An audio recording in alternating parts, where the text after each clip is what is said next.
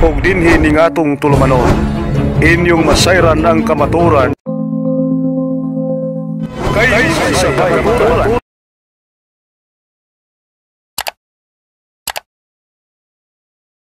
Isa man ang Kristo nga imong ipadawat, gikan ba na sa Immaculada Concepcion, okay? Maone si Virgin Maria, bro. Maone si Kristo. Si Kristo, pure gyud siya na Diyos.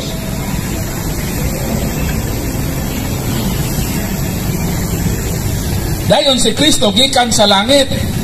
Muanhi man siya sa kalibutan. Asa man siya moagi?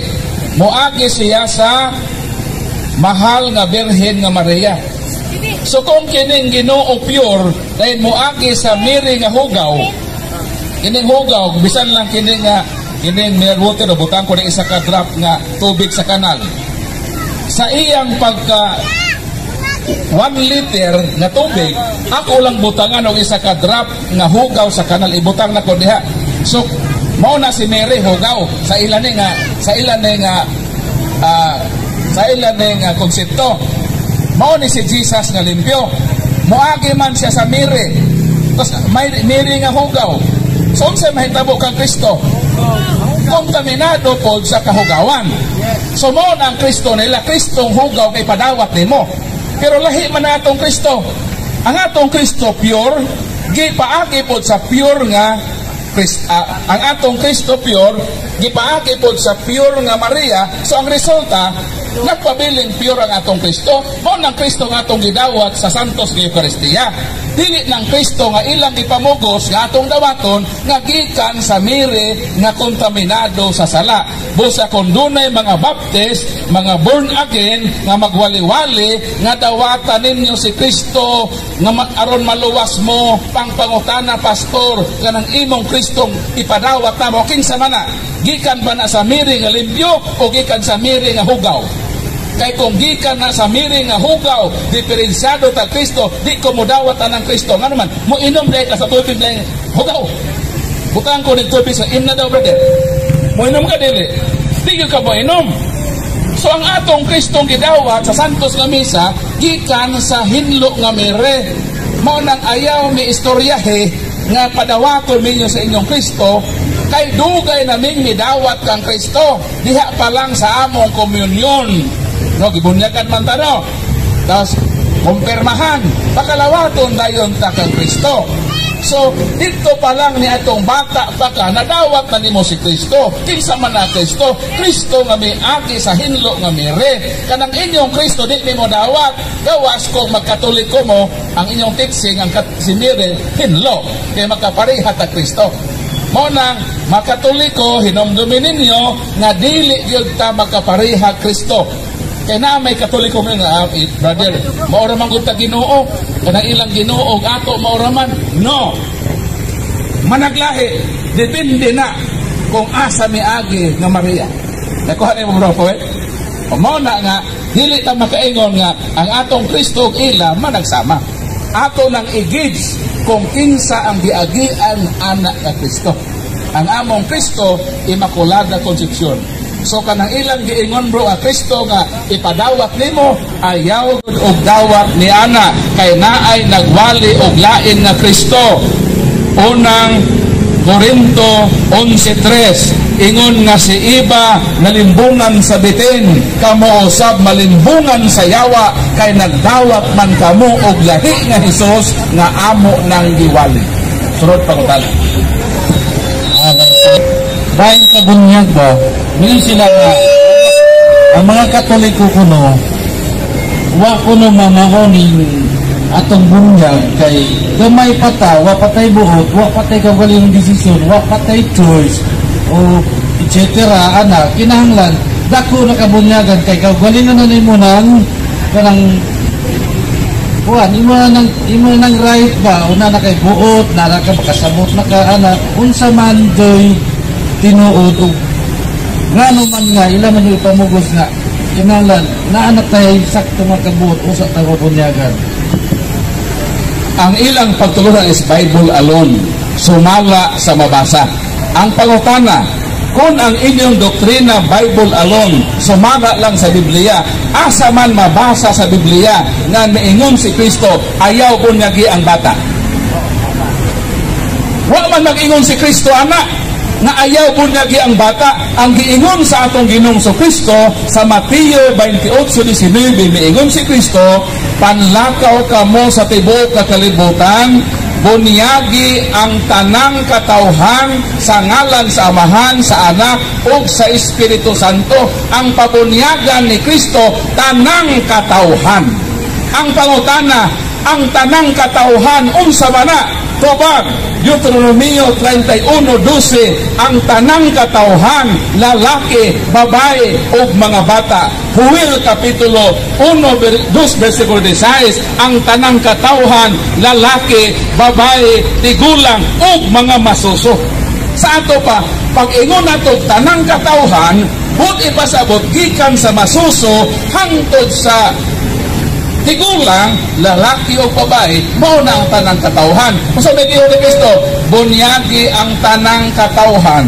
Wala man si ingon si Kristo, bunyagi ang tanang katawhan, ayaw apila ang mga bata. Wa man nang ingon si Kristo, anak, ang inyo lamang huna-huna, mao'y nagmugna ni ana, na inyong i-reject ang bata, dili pabunyagan. Mao nang kung naay laing kinuhan mo, ang hikaron o moingon nga bawal bunyagan ang bata, pangatanon yun ako. Ang inyong teaching Bible alone man, tagai ko bersikulo karon nga nag-ingon ang Ginoo nga ayaw bunyagi ang bata. Wa gyud makatubaw pastor din. Ngano man? Nada. Siya ug ang tibuok niyang panimalay. Sa ato ba, sa dihang ang ginikanan mo tuo sa Ebanghelyo, di lang siya ang bunyagan usab ang tibuok niyang panimalay. Ang pangutana, ang tibuok panimalay. Unsa may nga tibuok panimalay? Ang asawa o bana, couple man na siya. Ang panimalay, pamilya, buti pasabot, asawa, bana, o ilang mga anak, mo na'y panimalay. Matod sa balaang kasulatan, gibunyagan si Lydia, o ang tibuok niyang panimalay. Sa ato pa, kung gusto kang maluwas, gusto kang mahimong Kristiyanos, ayaw pag hinakog ni ana, apila usab ang imong tibuok panimalay. Maunang sa World History, page 138, atong mabasa na infant baptism was administered by the church during the earliest days of the church. Sa ato pa, dito di ay sukat pa dito sa panahon sa mga apostoles na anadi ay ang paglakip sa pagbunyag sa mga bata. Kay never good si Kristo nagbawal nga ang bata dili atinon pagbunyag. Bunyagan ang tanang katawhan, ang bata tao, sumala sa Juan 16:21, bunyagan ang tibuok panimalay. Sa panimalay na amay mga masuso diha o mga bata. Mo na problema sa laing tinuhan kay hangtod karon wa gyud sila kabasa pa og bersikulo nga gibawalan ang bata nga dili pabunyagan. Pero sa ato naa mabasa nga ang tibuok katawhan, ang bata tao, ang tibuok panimalay i-apil gyud sa pagbunyag kung motuo ang ginikanan. Sulod nga pangutan. Versikulo 4, adunay o salamang kabunyag. Kung kitang makatoliko na bunyagan na simbahang katoliko, mauna ang bunyag na balit. Pag mobalhin ta sa laing tinuohan kung bunyagan tanila bisan kagatos pa ta bunyagi sa lain na tinuohan, kung dili na Trinitarian, imbalido ang maong bunyag. Nga naman, wala man sa authority. Ang simbahan nga katoliko sa Great Commission sa Mateo 28:19, ang mga apostol ni Kristo iya man itong gisugo. Panlakaw mo sa tibuok kalibutan, bunyagi ang tanang katawhan. Mao man to ang gisugo. So, kinsa man ang dunay authority nga mobunyag, kadtong gisugo na giautoray sa atong Ginoo. O kana nga simbahan na gi-autoray sa atong Ginoo, nagpabilin nga buhi ang iyang otorite. Bisan panamatay ng mga apostoles nga naman, doon na may bag-ong mitungha nga sumusunod sa mga apostoles. Sa dihang namatay ang mga apostoles, doon na may sumusunod sa mga apostoles. Ang sumusunod sa mga apostoles, maong nagpadayon sa buluhaton nga pagpamunyag. Dahil katong sumusunod sa mga apostoles, sawa pa sila namatay, naamang po'y bago pa, bisan namatay ang gihatagag otorite, ang otorite wala gayud mamatay. Nga naman, ipasa man ang otorite. Sama ba sa presidente? Ang presidente sa Pilipinas, 6 years ang term niya. Doon na napoy mo, successor niya. So walay bukto ng nasod sa Pilipinas, doon na yung presidente nga succession mo na ang authority sa Ginoo. Panahon sa mga apostoles, namatay sila, pero nagpabilin nga buhi ang authority kay gipasa man sa ilang mga successors, sa ilang mga sumusunod.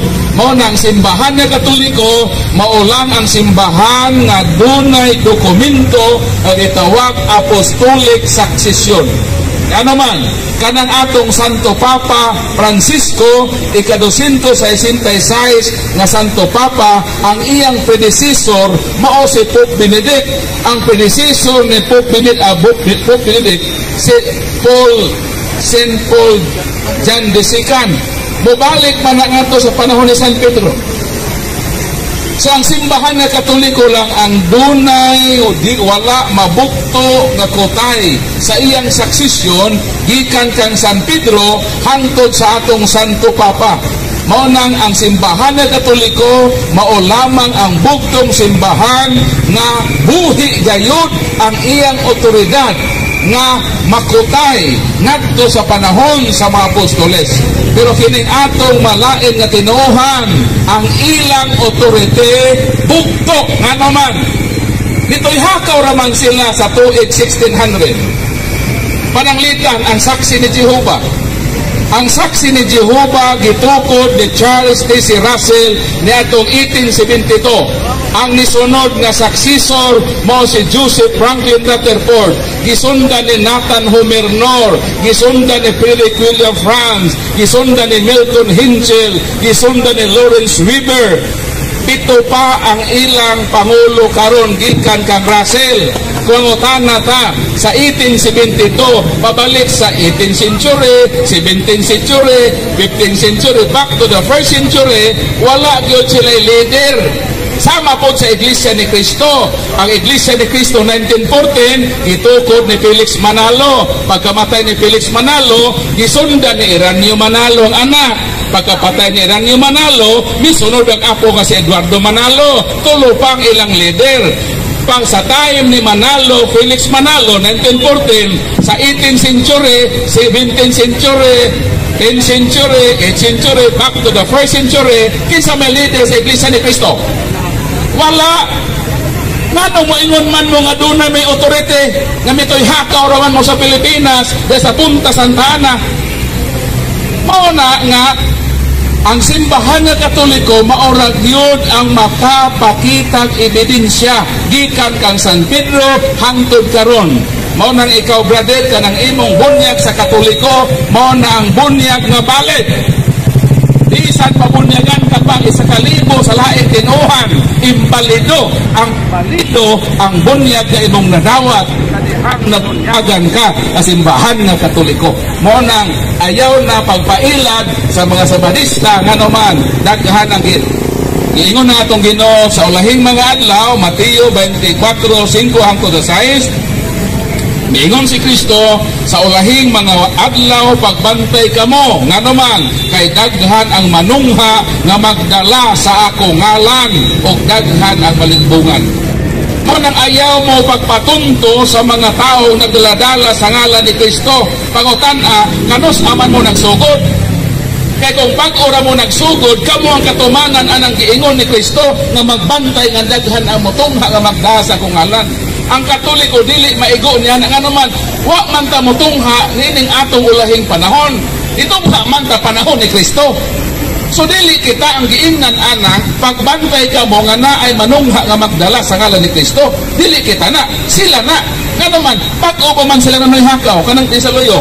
Kanang pastor nagwali. Wa pa magit na marehistro sa sek. ang plano mo mga nag-rehistro ito sa SIC. Bago pag gusto lang ito ihakaw, nagnada sa ngalan ni Kristo. Wa na ibaw nga isa na siya sa makatumanan nga nagapanlimbong sa mga katauhan. Unang looy kayo ng tauhan na. Unang ato ni Yampo, nagkalulian sa Ginoo, nga dili yun siya makapanlimbong sa mga katoliko ignorante. So po na bro.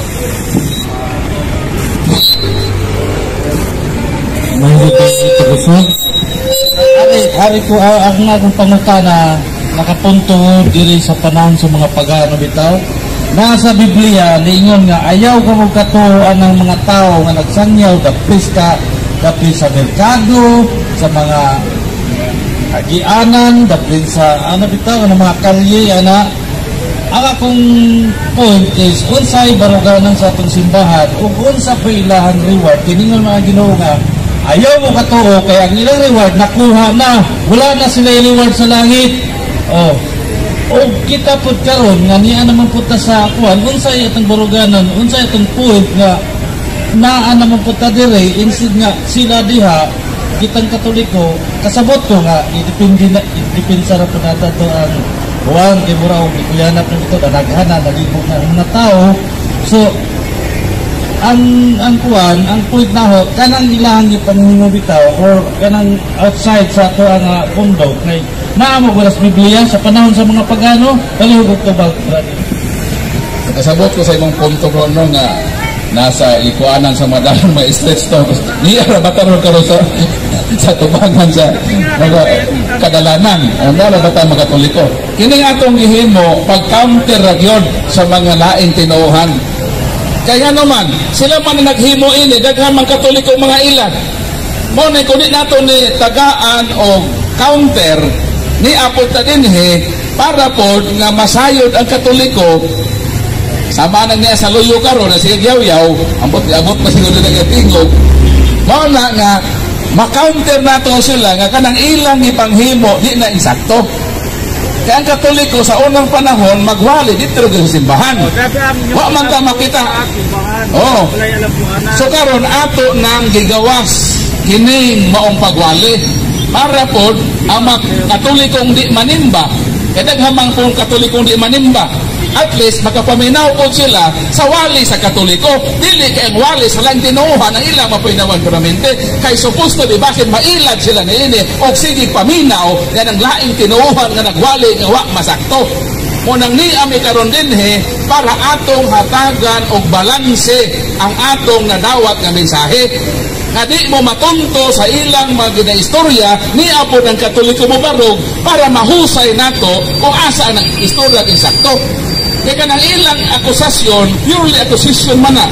Kundi yun na tubagon, katugayan magtuo ang Katoliko, kung magpakahilom na ang Katoliko kanunay, magtuo ang ilang isulti tinuod.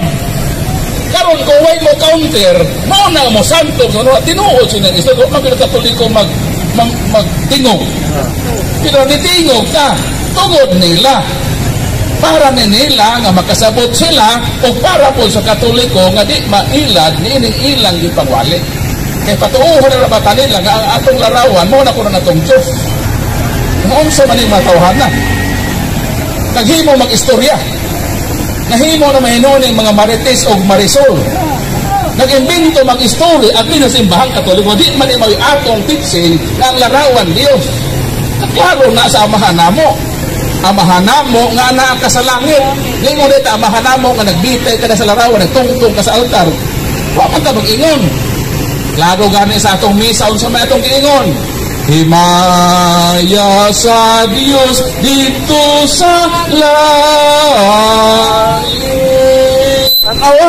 Ang atong Diyos tuwa sa langit, ang ato kunong Diyos mo ng larawan. Pagkalayo sa tinahain ni ilang ipangsulti. Pero kung matuo mo anak, na ilad mo sa ilang pagpamaka.